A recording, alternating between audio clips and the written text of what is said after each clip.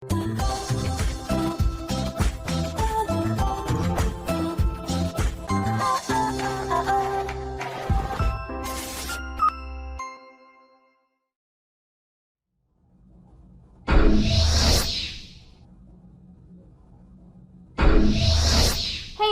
what's up you guys? Aftershow Reacts here, and today I'm going to be reacting to some more Stargate SG-1. Let's go over the comments from last week's episode. I had to laugh when you said Warwick looked like Chaka, not because the makeup does have similarities, but also Warwick was played by Dion Johnston, who played Chaka. Well, I guess he seems to be like a common occurrence then. Dion, I believe, was the most prolific guest actor they had on SG-1, having played Major Nelson in Rules of Engagement, Naokta in Jolinar's Memories, Naonak. What did I say? I don't know. Prior to the reveal, it was Apophis. Chaka in seasons 4 and 5, Lieutenant Tyler in The Fifth Man, Worden in Metamorphosis, and now Warwick in this episode. Well, I think you just wanted to say a bunch of names so that I would fuck it all up when trying to pronounce them, but I'm sure you're right. Good job on figuring out the twist, Chen. Yeah, it's not every day I work it out, but sometimes I do. Did you notice who wrote the episode? I know now. Changeling is easily the top 5 best SG-1 episodes for me. Alright, well there you go. This is another one like Sight Unseen that is just neutral for me. I don't like it, but I don't hate it either. While the drama stuff had some interesting ideas and performances from the actors, once Teal'c and Bra'tac are rescued and brought to the SGC, it feels like an entirely new episode. I can't agree more. Like, I 100% agree. And that from and that from the audience perspective, most of what we just watched really didn't matter, so it sits in an area in between good and bad for me. I do agree with you. I feel like it just, like, it changed. Like, the episode entirely changed. Like, we didn't even, like, have, like, a send-off from the visions. I don't know. It just changed. Yeah, that was a thing that bothered me as well. Yeah, there was no blood between Michael Shanks and the show. He just wanted to leave to do other things because he wasn't satisfied with the lack of development of his character. Will we see him again? Who knows? Probably. Fuck, sorry. It's like, let me just tell you, it's really fucking hot here at the moment, okay? I've got my fan running, and so there's dust in the air, and I'm just coughing, and it's a rough time.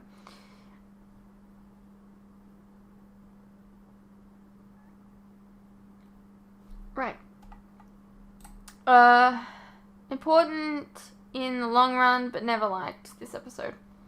Fair enough. Well, there you go. It's very, divisive, it seems.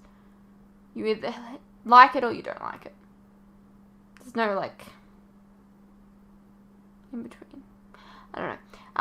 Daniel was correct. Both realities were not real. This includes the scenes of Teal'c in the SGC and Teal'c in the hospital as fireman.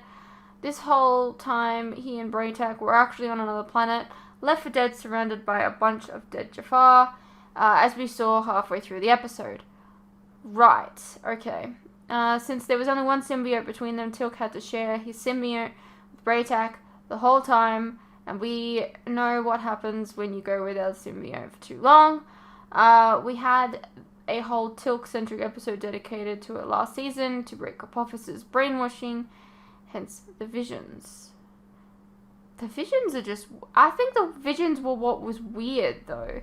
Like, I get what... Like, I get the story, like, you know, trying to keep Bra'tac alive, that was all fine.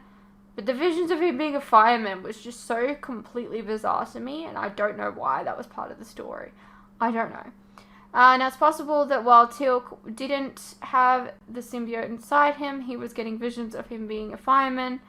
And when the symbiote was back inside of him, he was getting visions of the SGC, symbolizing his mind getting back to reality as the symbiote was attempting to heal him. Well, that's the thing, though. Like, if the symbiote was outside of him, why would he be thinking that he was a fireman? Like, that's a very human job. And he's not human, so I don't really understand that.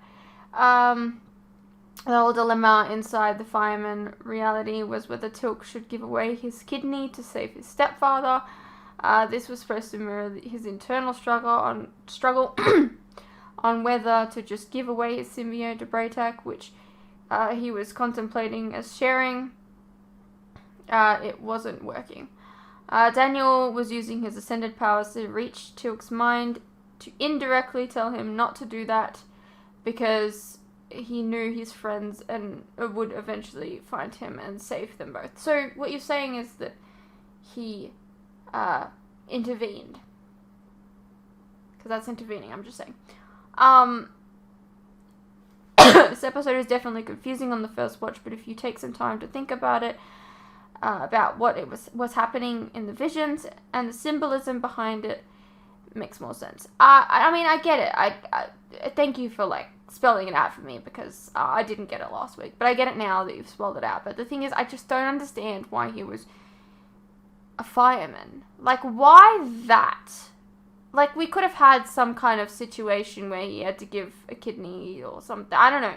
Some other situation. But fireman? I don't know. That was just really human for a character that was alien. I like that Daniel has only appeared to his friends individually on the episodes that are centric to that one specific character when they are at their hour of need.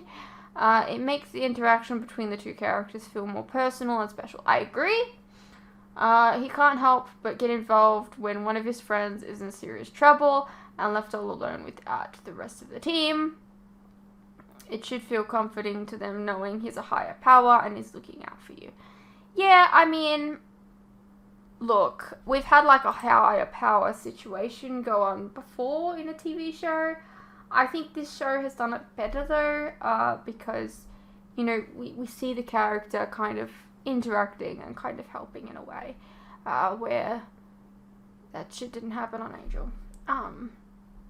If you know what I mean. If you've seen Angel, you know what I'm talking about. If you haven't, then you don't need to know. Go watch the show. Anyways, when you were watching this episode when you were watching the episode that introduced us to the Tritonin drug through the exploitation of the Tok'ra Queen, and we're going on about how, of course, we don't get access to it, all I could think about was this episode and how it would be used to save Teal'c and Braytac's lives. At least something good came out of the Tok'ra Queen's death, absolutely. Of course, now then we'll have to depend on the drug. No more Junior, though. Yeah, goodbye, Junior. It was nice knowing you. This is not one of my favorites, mainly because I've never really liked Dream episodes. Even the Buffy Dream episode never really appealed to me. Fair enough. Before we start off, let's give a quick shout out to 2 of your subscribers, Fruits. Thanks to Retro Tom for notifying me of some issues to the Blu-ray release of Atlantis. Those uploads have been replaced with better version. Also, Blocker for providing us with his SG-1 episodes. The official Blu-ray release apparently has fake 5.1 audio. Blocker was kind enough to provide us with better quality, where the Blu-ray 1080p video is mixed with true 5.1 quality from the DVDs. And my motto when it comes to you is always nothing but the best. And even though that doesn't mean anything to you because you think 720 video and crappy audio is good enough, and you're only half wearing your headset, I don't care. I don't half-ass shit. Did I just upload well over 300 gigabytes just to make sure I stay true to my word? Yes. Yes, I did. Well, good for you, mate. Good for you.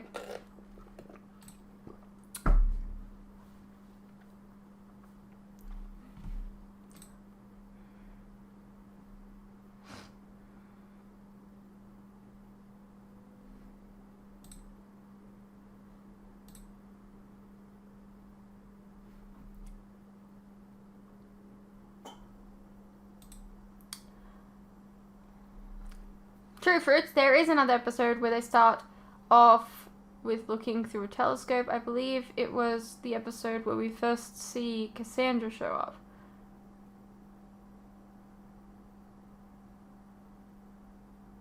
Really? I thought it was the episode where O'Neill gets stuck on a planet for a whole year and has a new girlfriend and almost has a child or some shit. Maybe I'm misremembering. So on a scale of 1 to shut up, how uncomfortable are you knowing that this alien dude whom you just said reminded you of Chaka is played by the same actor? 1. The answer is 1. No, the answer is 5. Yes, good idea, Sam. Let's tell the guy whom you basically know nothing about yet how duck gun works. This'll end well. Yeah, that's stupid. Stupid. Another big clue that these guys weren't the good guys. Something that at least the audience would clue on. The woman that was brought to the SGC was hitting on Jonas. Just a couple scenes before her captain, or whatever it is, the dude who was hitting on Sam, said she wasn't into guys. True. Actually, yeah, true. You got confused about how Sam figured out how this prison transport. Well, Fruits, I'm gonna take a stab in the dark and say that the video she saw 2 scenes earlier, where she had a guy state that it was. I didn't hear him say prison ship. That's why I was a little confused. I caught on pretty quick, but glad to see you joined in, dum dum. Look, I don't know. I felt like the audio was too broken there. I don't know. I mean, Jonas is absolutely right. A girl who kisses on the first date comes off as being easy. Rude. I'm not easy. And yeah, this woman was pretty obviously a thief and a suave dude. Obviously not a good guy. Suave dudes are always dodgy.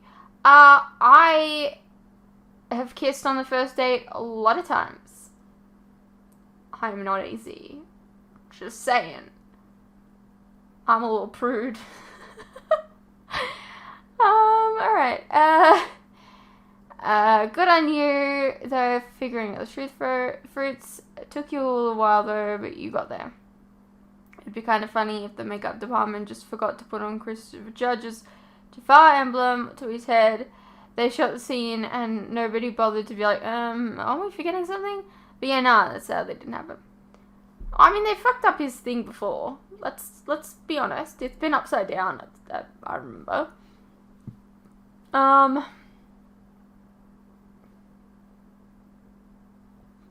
you think maybe Tilks was dreaming of being a fireman because while Kalnoriming, he has a fuck ton of candles around himself and he damn well knows that's a fucking accident waiting to happen? I don't know. Why a fireman? Like, I don't know. Why a fireman? I think this hallucination episode would have worked better without the constant scenes going back to the SGC. If it was just Tilk on the battlefield and him hallucinating that he was a fireman, that could have worked. Why fireman? I stick by my previous note. That's way too many candles. It still doesn't make sense. I do agree that, like, you know, it should have stuck to, like, 2 things, not 3 things. But a fireman? Why? Can you imagine how much time it takes to set that all up? Who the fuck wants to still mediate after doing that shit? I smell the smell of blowing them all out, though. Not gonna lie, I wouldn't mind. Yeah, no, blowing out candles smells so good. But imagine if they were all scented candles, though. Tilk's room would smell fresh as fuck. I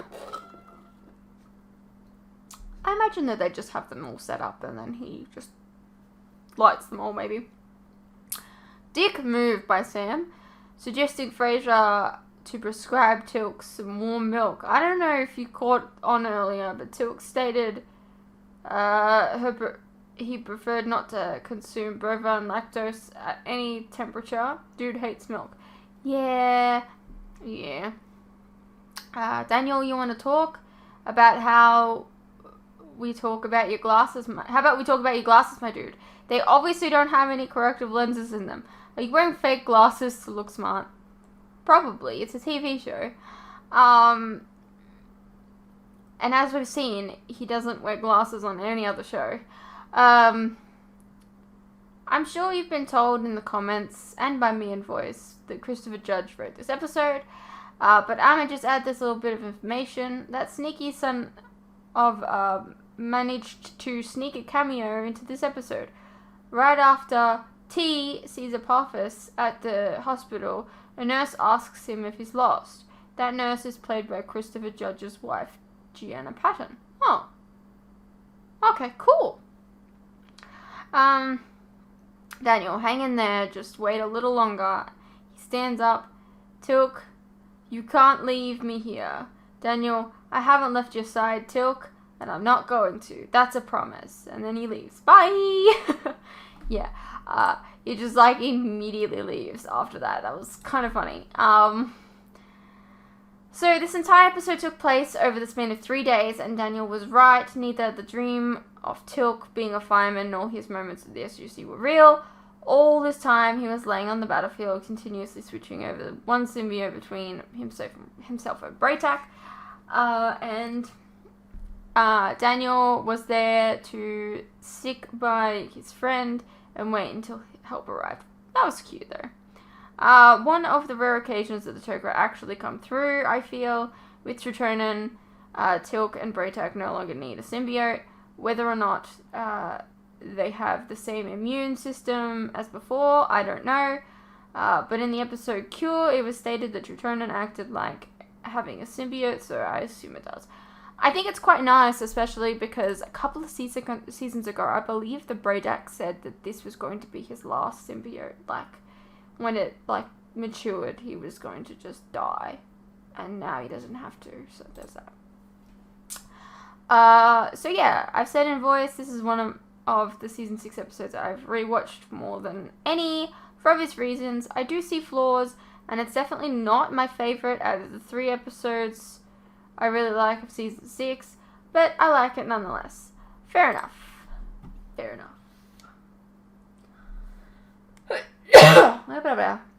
How you doing?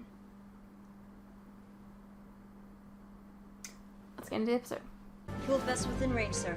Weapons officer, prepare to fire on my command. As the weapons officer, you think he'd already be prepared. Indeed. The bridge isn't exactly where you're supposed to be during a battle drill. No. I've been meaning to talk to you about that. Can it wait until we're not in the middle of a drill? When are we not in the middle of a drill? Okay, we'll talk about it later. Teal'c, prepare to assist in damage control. I am prepared, O'Neill. See how melodramatic that sounds? It's unnecessary. Where were we? I don't know. On the bridge? This is Prometheus. Requesting go-ahead for mission start. The way that this guy is talking Roger very, that. like, TV show. Roger, we have a go. Yes, sir. Activating window. Like, he thinks he's on Galaxy Quest or some shit. I don't know. It's just what I'm getting. Jack, I know that in the event of a real situation with a Goa'uld, you feel that your place would be on the bridge. Well, if not me, you'd be a fool not to take advantage of Teal'c's expertise. Carter's a genius. You're absolutely right. But you're just along for the shakedown cruise. My crew needs to be able to count on me and on each other after you're gone. I guess I can respect that. Besides, I highly doubt we'll run into the Goa'uld on this mission. You say that, but then we will. We just dropped out of hyperspace. Carter, Teal'c, Famous meet me on last the bridge. words. Well, if he was gonna help out, he'd have shown by now. Who? Thor? Little guy? Gray? I know who Thor is. The Asgard have proven valuable in similar situations. Carter? I'm afraid it doesn't look good, sir.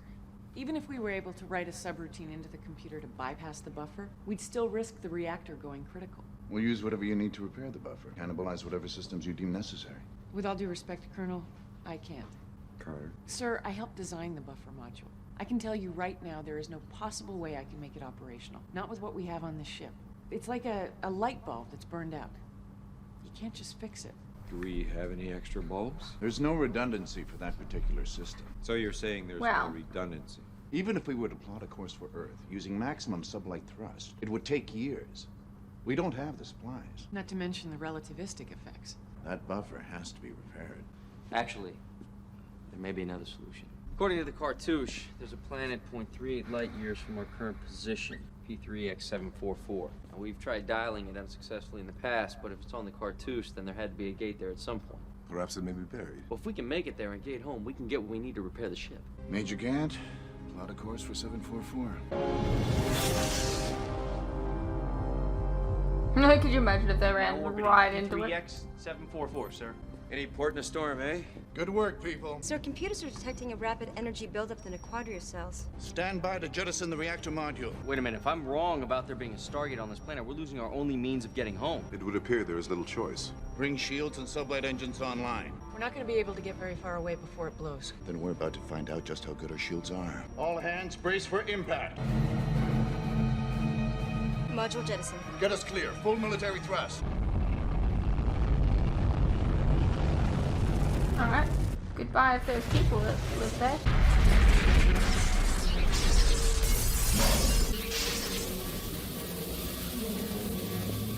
Damage report. None reported. Colonel Ronson, I'm picking up incoming bogies originate from the planet's surface. Closing in our position, heading this way. We're under attack. Well, yeah, you just bombed them. Colonel, they only launched their missiles after we exploded our hyperdrive above their atmosphere. Could have very well looked like an attack from their point of view. I agree, sir. Let's talk to him. 2 minutes to missile impact. This is Colonel Jack O'Neill of the United States Air Force vessel Prometheus. Can anyone hear me down there? The explosion that just happened in orbit over your planet was an accident. We've come a long way to meet you folks. So if there's anything you could do to, stop those missiles, 1 minute to impact. we'd very much like the opportunity to land and introduce ourselves, but if you destroy our ship, that's going to be very difficult. I feel like it was closer before, but alright.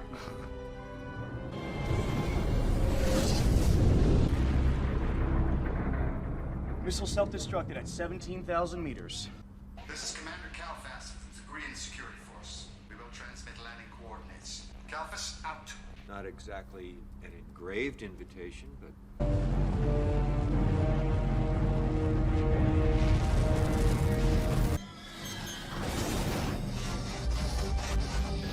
Aw, cute. We have our own rings.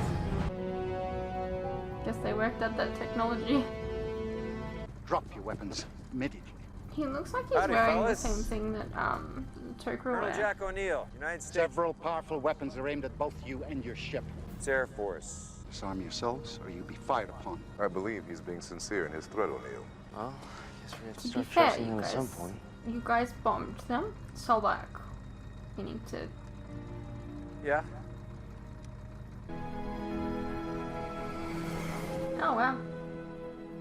I take it we have you to thank for destroying the missiles before they hit our ship, thus saving our lives. There was something in your voice that I trusted. Did I mention we're sorry? And knowing that the EM pulse caused damage to your ship, I'm willing to accept that it was unintentional. I'm not so willing. Power has been restored to the cities affected, Confus. There was considerable impact in our economic systems. They will recover. We still don't know the extent of the damage. Nothing compared to the event of meeting a race of people from another world for the very first time. It is a profound moment for us. You've said that Tigria holds the key to returning to your home planet. Could you be more specific? We believe that you possess a piece of alien technology that is capable of transporting living matter across the galaxy. Teal'c space. Borrow your Stargate. I'm sorry, our Stargate? Kind of a ring thing. Comes with a dialer. You hit the symbols, it spins around, their lights come on, it kind of flushes sideways. It looks like this. They seek the ring of the gods. If that's what you want to call it. Ring of the Gods is good. Please understand, this device you seek, the Stargate, I regret to tell you, It's but a myth. there has never been a shred of evidence to prove its existence. Have you looked around? If you could grant us access to some of your historical data, we might be able to shed some light on the situation. No. Your freedom of movement is not negotiable. Once this meeting is over, you're to return to your vessel and stay there unless further instructed. In the meantime, I will have some basic historical data delivered to your ship. I got some homework. Well, besides the language, there's almost nothing to indicate how these people got here. I have found no mention of the Chopper Eye nor any other technology used by the Goa'uld. Well, that's a little weird. The Goa'uld are damn litter bugs. They usually leave a lot of crap behind. That is Why did he call it a Chopper Eye? I guess maybe that's what he's looking for, specific wording. I know, there's nothing here dating back further than 300 years. Maybe a year is longer on this planet. Maybe, sir, but even so. Without an idea of where the Tigrians came from, we have no way of finding the Stargate. So either That they're girl hiding is something from us, or... reading the book backwards. Or their entire past has been erased. I think she's left-handed, maybe. I don't know. I think she was reading it backwards. We are being watched. The guy half hiding behind the bookshelf, been casing us since we got here.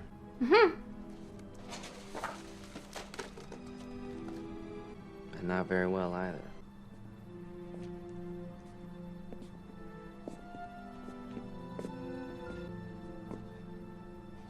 May we be of assistance? Forgive me, I did not want to intrude. My name is Tarek Salaman. I'm a professor of mathematics here at the university. Well, I'm Jonas Quinn. This is Teal'c. If you're curious about us, you should just come over. With respect, Mr. Quinn, it is not you I was curious about. It is what you seek that interests me. Continue. I've heard that you seek evidence of the Ring of the Gods. I believe I can help you find it. Mr. Chairman, we couldn't help but notice in our research that your history seems limited to the last 300 years. Prior to our recorded history, our people endured a long and terrible, dark age, one they desperately wished to forget. Thus, only after Tigria emerged from this black era did historians begin again to record events. But that means that you're missing thousands of years of your past. Yes. Aren't you curious? Well, it's hardly a question of choice, Colonel. Even if we wish to know our ancient history, there's none to study. All evidence of it was destroyed centuries ago. We believe that what came before year zero has no intrinsic value to our society. The society of New Era has no need to know how they suffered. On Earth, we study our past to learn from it. Whereas we believe that nostalgia is a sign of weakness. I'm sure both points of view have merit. Well said, Major.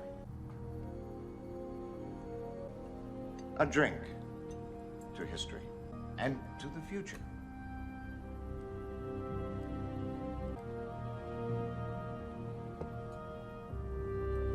You know, now that we've gotten to know each other a little better, do you think having those guns pointed at us is completely necessary? Would your Colonel Ronson not be as vigilant? Yes. I'm sure he would be. Mr. Chairman? Go, Kalfas. I'll join you in a moment.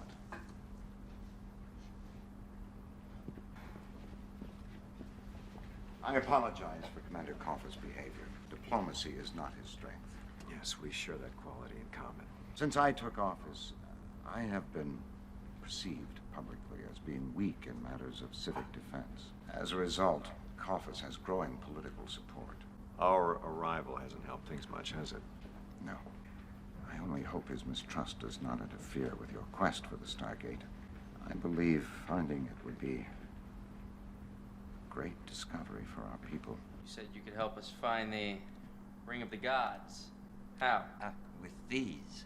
I spent a lifetime collecting them. Relics from before my people turned their back on their god. To which god are you referring? Our creator, Horus. Only a few of us dare believe in him. The symbol of Heru'ur. You know him? Heru'ur is not a god. He is a Goa'uld. He's the one who made us. The relics speak of him as the creator of all life, the one who spoke us into existence. More likely, he's the one who enslaved your ancestors and brought them here from Earth. Heru'ur must have abandoned your people many years ago, when the resources he sought were depleted. Then the Tigrians must have tried to destroy all evidence of their former god as an act of defiance. They did not destroy everything.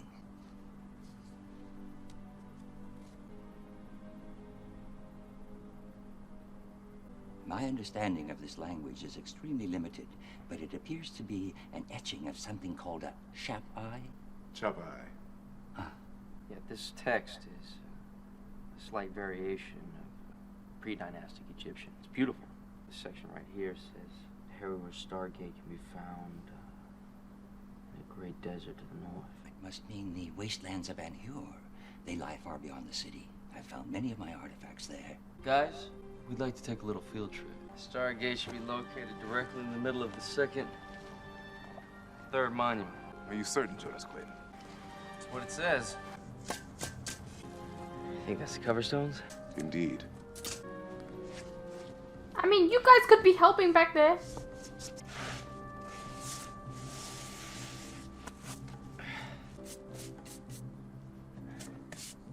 lies Shapai of Harrower, false god. To the people of Tigray, they never know day and night again. The ring exists. What's up, T? I believe we have located the Stargate. Well, that's good news.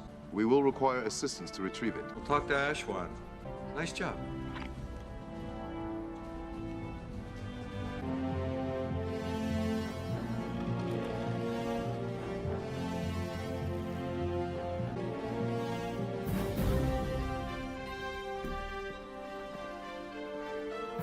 Jonas, it looks good. It looks intact.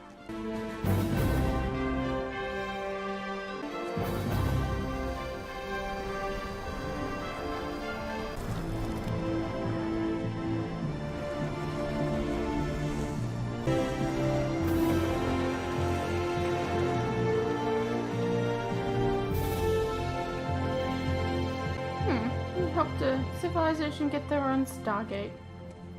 Let's give it a shot.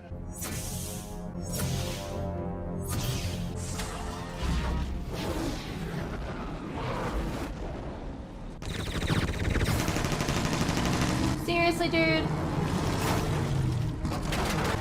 You're disregarding everything? Calvus, what are you doing? I'm taking back what belongs to my people. Nobody's taken anything from the people. What? His actions are outrageous. Tell him to stand down. I've done exactly that, Colonel. He refuses. He claims to be protecting Tigria's security. Have him arrested. Kalfas commands a great loyalty among many in the military. Challenging him would only lead to civil war.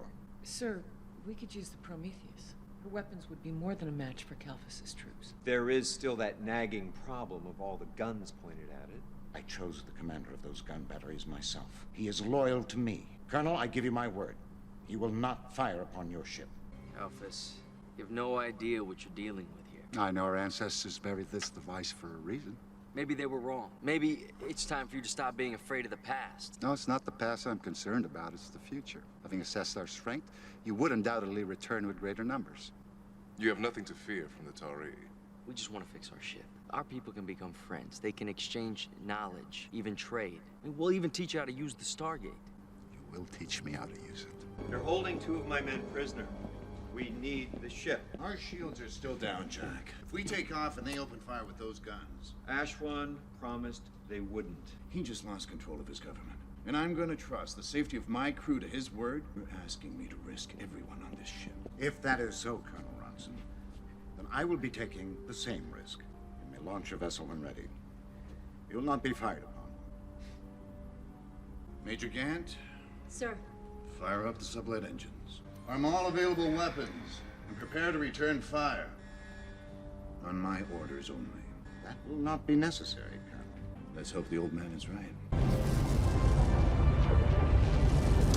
feel like I haven't said much this direction. I apologize if that's the case. No sign of weapon fire from the gun battery, sir. I think we're clear. Very well. Proceed to the coordinates at 1/3 thrust.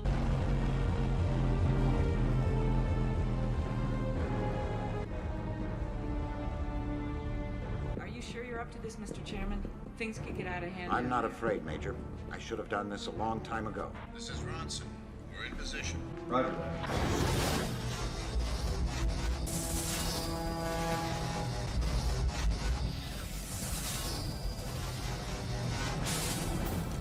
Prometheus, hold your fire until my signal. Prometheus has your 6, SG-1. Kalfas, this has gone far enough.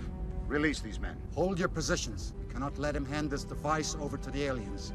Is he not in charge? I don't understand. Commander Kalfas. He's a good man. A cautious man. But he thinks, as our ancestors did, that it is better to control what we do not understand, to bury it so it cannot harm us. I, too, once thought as he does, but no longer. These aliens who cause us fears so much are not conquerors. They are long-lost brethren. Look at it. This is where we came from. This is who we are. Our ancestors erased our history out of fear. And yet without our history, we cannot know who we are or what we may someday become. I will not make that same mistake. I'm relieving you of your command. You and your men will stand down. I said, lower your weapons! Take him away.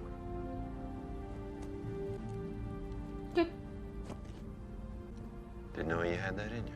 Neither did I. We'll be back in a few days with some equipment to repair a ship. Until then, Colonel Ronson and his crew will be our honored guests. I hope you'll join us at a state dinner upon your return. Hey, thanks, Tarek. Oh, thank you. I hope you will soon return. There's much to learn about our history. Yeah, we can definitely help you out there, but I think you know more than most people on your planet. I have a feeling this guy's gonna be getting a bigger office soon.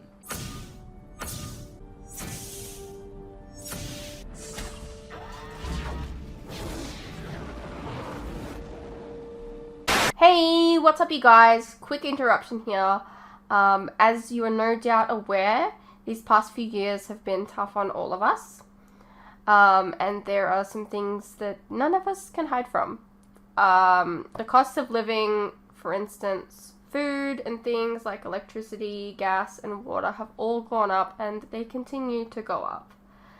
Now, I don't really like to advertise this, but in order to afford keeping the lights on, the camera running, and to be able to provide you guys with new content like this very edit, for example, I feel I need to let you guys know about how you can help support the channel and myself. I have a Patreon that if you pledge to, you're helping support the channel, and in return you can get a vast amount of content that you wouldn't regularly get on YouTube, such as full unedited reactions to my regular content, a ton of other shows and movies that you probably don't even know that I've reacted to. A link to this can be found in the description below, and it really does help the channel by keeping me and my very cute cats alive. Think of the cats.